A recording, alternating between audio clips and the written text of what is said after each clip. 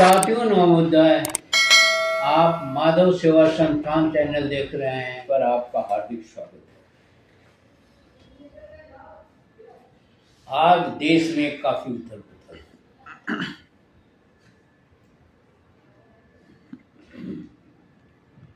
कहीं paper leak हो रहे हैं परीक्षाओं के। 152 या 150 से ऊपर परीक्षाओं के पेपर लीक हो चुके हैं और सरकार हाथ पर हाथ धरे बैठी। समाज के लोग हाथ पर हाथ धरे बैठे रहे और विद्यार्थियों में भी कोई ज्यादा हलचल नहीं। नीट के पेपर लीक होने के बाद 2026 में 20 परीक्षार्थियों ने आत्महत्या कर ली या 22 परीक्षार्थियों ने। अब आप सोच सकते हैं कि क्या हो रहा है। न्यायपालिका की भी बहुत सारी समस्याएं हैं।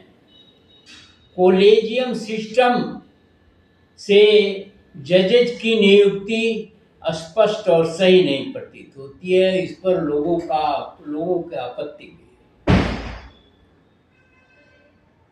है। और ये पूरा जुडिशियल सिस्टम जानता है कि इसके अंतर्गत क्या होता है। मनमानी होती है, भाई भतीजावाद होता है। प्रशासन की भी स्थिति बहुत अच्छी नहीं है। बहुत अच्छी क्या, अच्छी है ही नहीं। प्रशासन अगर अच्छा होता तो नीट का पेपर लीक नहीं होता। तो प्रशासन भी पॉलिटिसाइज हो गया है या उसका भी राजनीतिकरण कर दिया है। प्रशासन में नेताओं के आदमी बैठे हुए ग्रुप बन गया है। ये इस तरह के हैं, ये उस तरह के हैं, उस तरह के हैं। या इस नेता के आदमी है, उस नेता का आदमी है, या उस नेता का, या पार्टी का है। इसी तरह से पूरा देश कई हिस्सों में, कई तरीकों में बंट चुका है।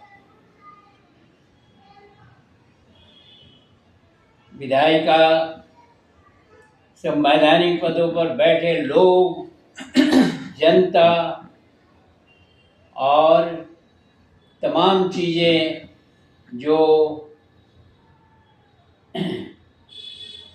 पूरे वातावरण को प्रदूषित करती है, पूरे वातावरण को धूमिल करती है और पूरे वातावरण में एक असंतुलन पैदा होता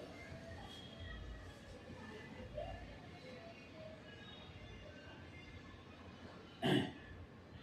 सीजेपी एक नया तथ्य आ गया, और कैसे आया ये आप जानते हैं। आप ये भी जानते हैं कि सुप्रीम कोर्ट में जूता चल रहा है।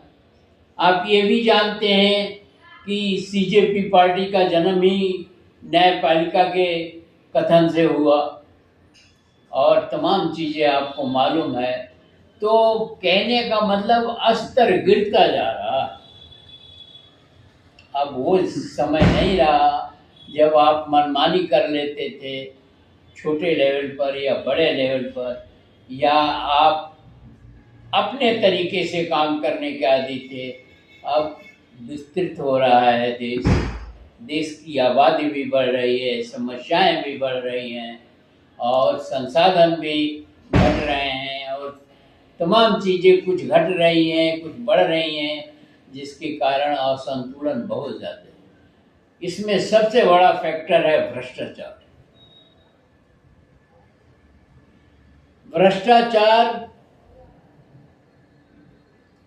तो इतना ज्यादा है कि एक तरह से वो अधिकार बनता जा रहा, एक तरह से वो सोच बनता जा रहा, और एक तरह से उसे करने के लिए बाध्यता पैदा हो गई। हर क्षेत्र में कोई ऐसा विभाग नहीं है जहां भ्रष्टाचार ना होता।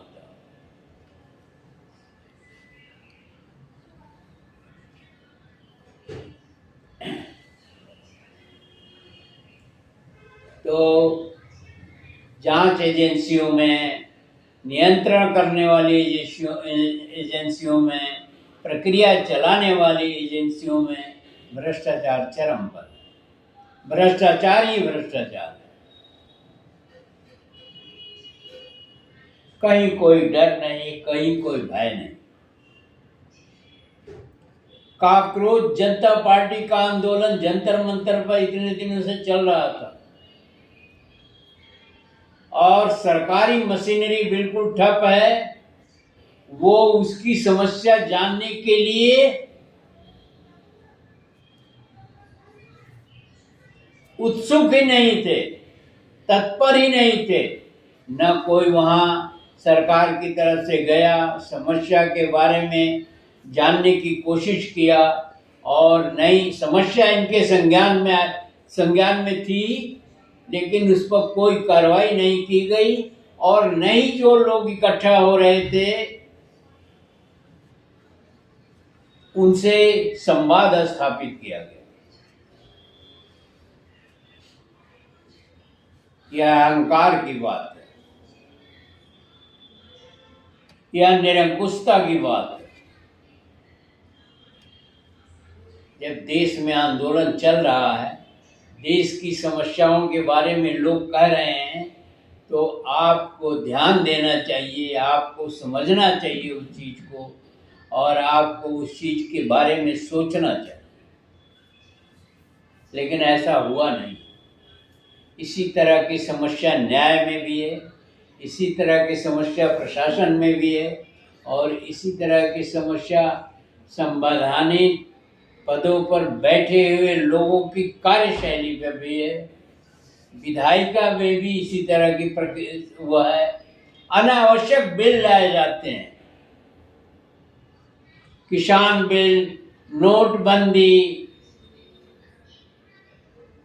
और इस तरह के अनेकों चीजें हैं जो अनावश्यक थी, जिनको टाला जा सकता था, जिनको करने की आवश्यकता नहीं थी, वो किया गया। और तड़का तब लगा जब तंज भी कसे गए। रोजगार नहीं है तो पकौड़े तलो।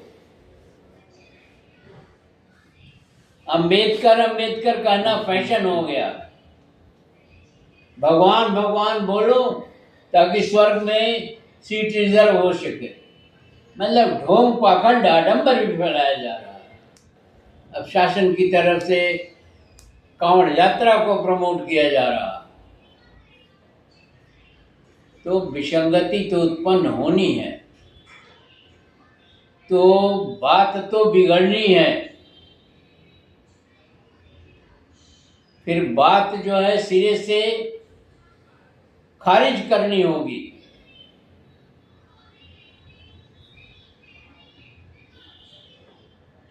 धर्म कर्म जो है नितांत निजी होना चाहिए। यहाँ धर्म कर्म जो है सरकारी हो गया। वही प्रक्रिया दोहराई जा रही है जो कालांतर में दोहराई जा चुकी है। और वास्तविकता देखिए कि मंदिर में चढ़ावे में चोरी हो रही है, जमीनों में हेराफेरी हो रही है, और तमाम तरह की राजनीति मंदिरों में हो रही है। धर्म स्थल राजनीति की जगह नहीं है।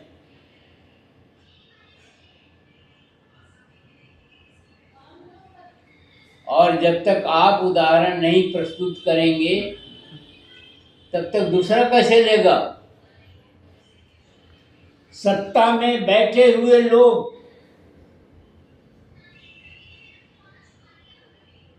धर्म कर्म की बात करते हैं और एक तरफा बात करते हैं, तो सत्ता कैसे चलाओगे आप? तब तो सत्ता नहीं चल पाएगी। इन साधु सन्यासियों को प्रमोट किया जा रहा है जो सबसे ज्यादा अभद्र भाषा का प्रयोग करते हैं, जो सबसे ज्यादा व्यभिचारी हैं, अत्याचारी हैं और सबसे ज्यादा जो है इस देश की संपदा का लाभ उठाते हैं, उनके चरणों में लौटा जा रहा है।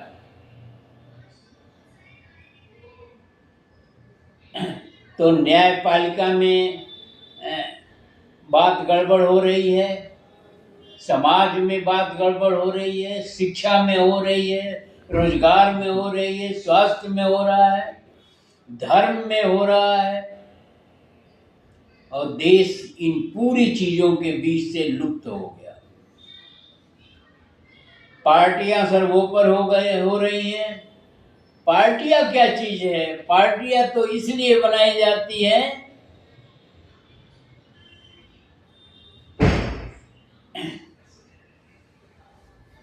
कि एक विचारधारा को प्रमोट किया जा सके या शासन में आने पर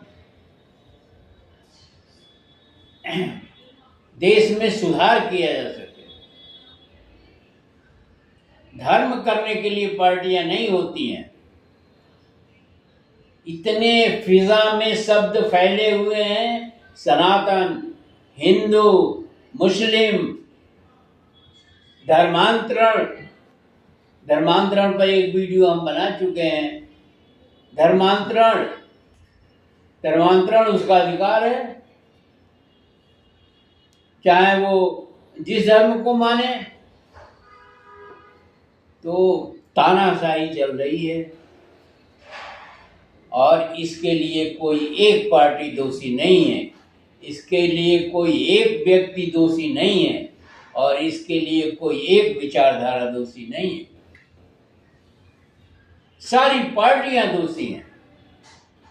आज कहा जा रहा है कि आरएसएस का रजिस्ट्रेशन नहीं है, 100 साल से रजिस्ट्रेशन नहीं है, तो पीछे की सरकारें क्या करती रही?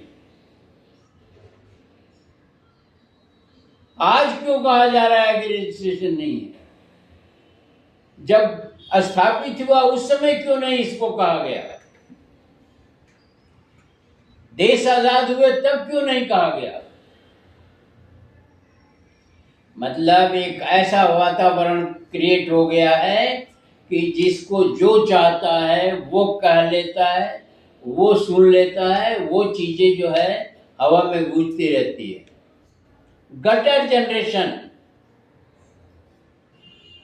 2014 में आजादी मिलना, 2022 में आजादी मिलना। आजादी का मतलब ये नहीं है बोलने की आजादी आपको मिली हुई है संविधान की तरफ से, तो इसका ये मतलब नहीं है कि आप सारी चीजें पलट के रख देंगे। जो चीज सही है उसको भी पलट दिया जाएगा। और कोई दायरा तो है बोलने का, आजादी का, किसी भी चीज का। देश कहाँ है? देश तो कहीं है ही नहीं है। ये देवी देवता हैं, मंदिर है, मस्जिद है, ये जातियां हैं और इसी में हम उलझे हुए हैं। देश तो कहीं है ही नहीं। और गद्दारों की कोई कमी नहीं है। गद्दार एक से एक है इस देश में, आज भी हैं, पहले भी रहे हैं। 2 गद्दारों का मैं नाम जिक्र कर रहा हूं जो इतिहास से हैं।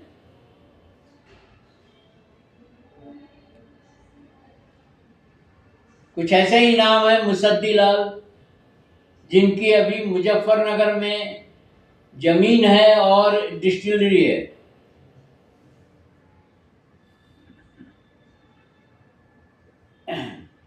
वो उन्होंने भगत सिंह को फांसी दिया था। कोई फांसी देने के लिए भगत सिंह को तैयार नहीं था।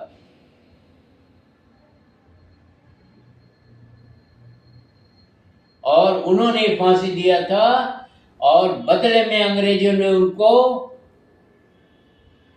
कोई 100 एकड़ या 50 एकड़ जो भी हो, एग्जैक्टली हमें मालूम नहीं, लेकिन काफ़ी ज़मीनें जो है मुजफ्फरनगर में दी गई। और रिटायरमेंट के बाद उन्होंने वहाँ गन्ने की खेती करवाई और वो डिस्टिलरी लगाई। डिस्टिलरी का नाम अभी याद नहीं है हमें, लेकिन मुजफ्फरनगर में उनकी डिस्टिलरी है। ये गद्दारी के बदले अंग्रेजों ने दिया। मिर्जापुर और जयचंद का नाम मैं नहीं ले रहा हूँ, मैं छोटे लेवल का गोरखपुर में बता रहे हैं। सरदार एक छोटी सी गन्ने के जूस की फैक्ट्री चलाता था, गुड़ बनाता था। सरदार शुगर फैक्ट्री और सरदार डिस्टिलरी सभी जानते हैं वहां गोरखपुर में। और देवी सिंह एक स्वतंत्रता संग्राम सेनानी थे, जिसको अंग्रेज पकड़ना चाहते थे, वो पकड़ में नहीं आ रहे थे। उस समय गोरखपुर जंगल ही था। उस सरदार ने मुखबिरी करके देवी सिंह को पकड़वा दिया और उसके बदले उसको 100-150 एकड़ जमीन दी गई और फिर उसने वहां डिस्टिलरी और शुगर फैक्ट्री स्थापित की। इस तरह के अनेकों जो है आपको उदाहरण मिलेंगे समाज के अंदर, जो देश में गद्दार हैं और देश के हित के लिए समर्पित रहते। वही वातावरण आज भी है। आज भी गद्दारों की कोई कमी नहीं है।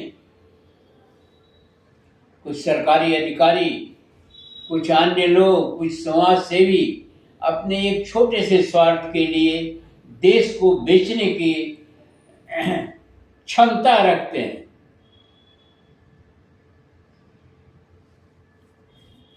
तरह तरह के नारे गढ़े जा रहे हैं, हिंदू खतरे में है,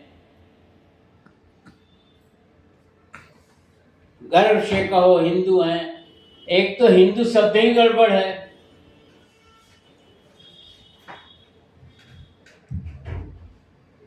तो ऐसी विसंगतियां चल रही हैं कि चारों तरफ अफरा तफरी का माहौल है। इस अफरा तफरी में क्या घटना घटित हो जाए, क्या चीज भूत सवार हो जाए और क्या स्थिति पैदा हो जाए, कुछ कहा नहीं जा सकता।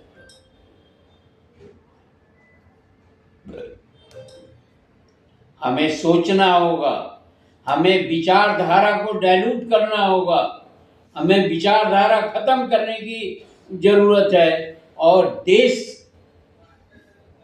में एक ही विचारधारा से काम होना है।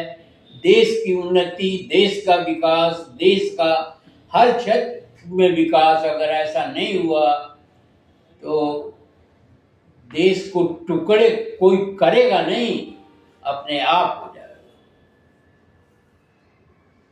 और पूरा यही जनरेशन नहीं, कई जनरेशन जो है जैसे हो चुका है सफर करेगा और कई जनरेशन जो है वो विपन्न स्थिति में आएगा। मैं बात देश की पराधीनता की भी कर रहा हूँ। ऐसे ही ये देश पराधीन हुआ। ये धर्म को बिल्कुल समाप्त करिए।